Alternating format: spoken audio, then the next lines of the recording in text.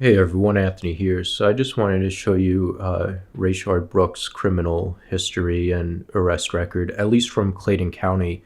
I don't know where else he lived in, what other counties, so I just searched Clayton County. I did see in Fulton County, I couldn't find anything. And then also, there's this one website, Family Tree Now, where you can look up people, and it said that he lived in I forget the name of the county, but there was a different county here. I'll show you.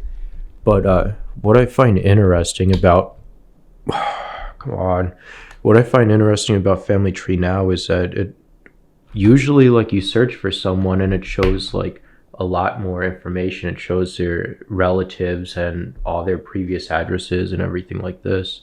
Like that, this only shows two vague previous addresses.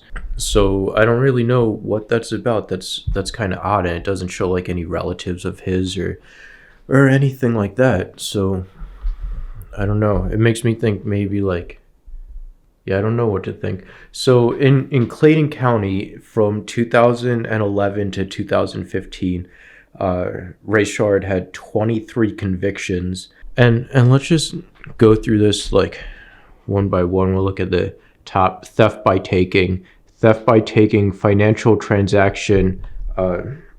We can hover over these.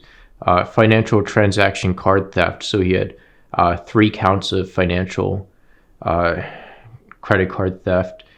Theft by taking, speeding between 16 to 20 miles an hour over, which I clicked on this before. I'll show you. I went through all of these. $100 fine. Like I had a $250 fine for not signing my registration card. And I've had speeding tickets going less than 10 miles an hour over the speed limit with a $675 fine. So to say that like blacks are like treated unfairly or whatever, $100 fine. Just looking through like all of his other cases and everything too, he seemed to have gotten away with quite a bit ahead of all this stuff. But usually, or what I found out of all these, he had the worst was like 7 years of time, which was 1 year of jail time and 6 years of probation for, I don't remember which one it was, but anyway, false imprisonment in 2014, simple battery, family violence, and saying that he's a family man and a good father and everything like that, and he was and his daughter's like missing a good father and everything like that. Like this guy's a criminal. Like, yeah, maybe like having a father around is better than having no father around. Maybe having a shitty father around is better than having no father around. Hard to say, I don't know, but definitely like, and then being drunk at your daughter's 8th birthday party, you're not a good father if you do that. You're not emotionally present, not mentally present for her. Like, what to say that he's a good father is just, yeah. So this is 2014, false imprisonment, battery, simple family violence, cruelty to children, and simple battery. Then again, I guess this is same time, the same date. May 30th, 8 days later, cruelty to children. And then 2 months, or no, a year and 2 months previous. So we have these 5 on March 3rd, 2013.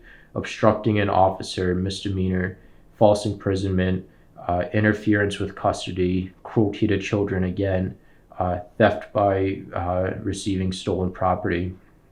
And then January 2012, possession, controlled, manufacture, distribute, sell marijuana, weapons possession during a crime, possession of marijuana under or over 1 ounce under 50 pounds, then possession of a controlled substance, possession of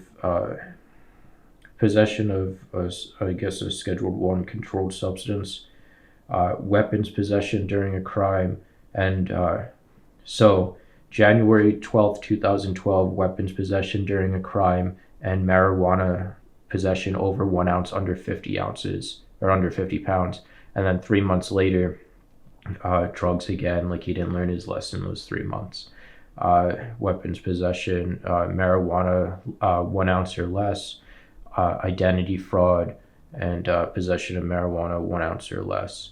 And this one here, license not on person, a $10 fine he got. I would imagine he was pulled over for, so $10 is the maximum that you can be charged for not having your license on you in Georgia. But I was imagining he was pulled over for something or arrested for something, and then was let off and was only charged with that. 2011 January, battery, family violence. 2 months after that, that one in March 2011, battery, family violence, battery, simple, family violence, simple battery. 2010, obstructing an officer, misdemeanor, and then less than a month after that, obstructing an officer, misdemeanor. So I'm looking at these more in detail, and I saw this before. I recorded this video here that's already recorded, but so this is open again on January 27th, 2020, so 4 years later. I wonder why this was reopened in January. But like when we look, so even this one, January 29th, probation modified. This guy was on probation in February 5th, 2020.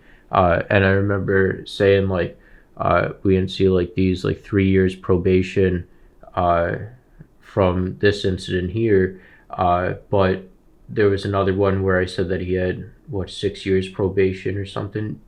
It seems like he was definitely, well, we know that at least in February he was on probation, so it seems like it might be likely that he was on probation and possibly had warrants out for, well, that's 2018. He possibly had warrants out for his arrest as well, but we see these cases open. There's another one, April 30th, so the same one for false imprisonment and everything. April 30th, he got a receipt for paying $35 on his fine. So I wonder if he had a warrant out, or maybe his probation was modified because he wasn't paying on these fines. Like, I guess he was supposed to be making monthly payments, and then maybe they put a warrant out because he stopped making payments, because we see 2 payments here, and then 3 years later he makes another payment on this. But here we can see required to serve 12 months with conditions, I guess that means.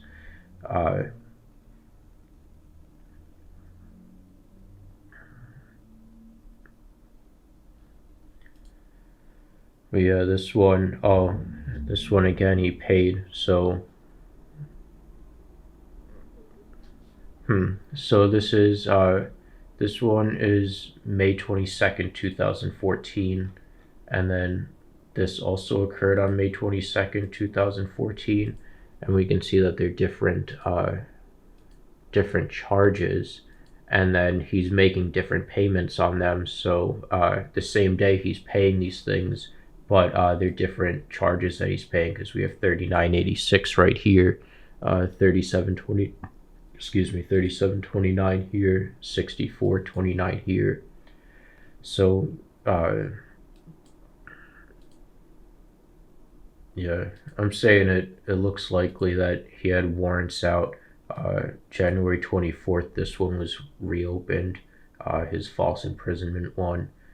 It looks likely to me that his cases were reopened for not paying on his fines.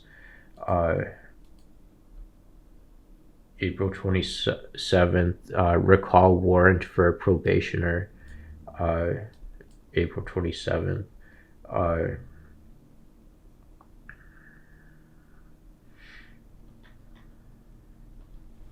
This is him with another guy, whoever Jarquis Travis Rozier is. They did some crimes together and unlawful possession of firearms. This is the other guy, some like drug deal they were gonna make or something maybe.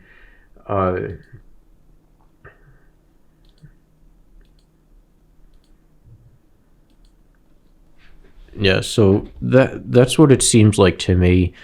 He didn't want to get arrested, and that's why he was running so much and trying to take the cops' taser and fighting back and all that. So that's just what I wanted to show you guys. So, oh, camera gets heavy when I hold it, but take care, subscribe, like, donate, whatever. Have a good night. Thank you, and goodbye.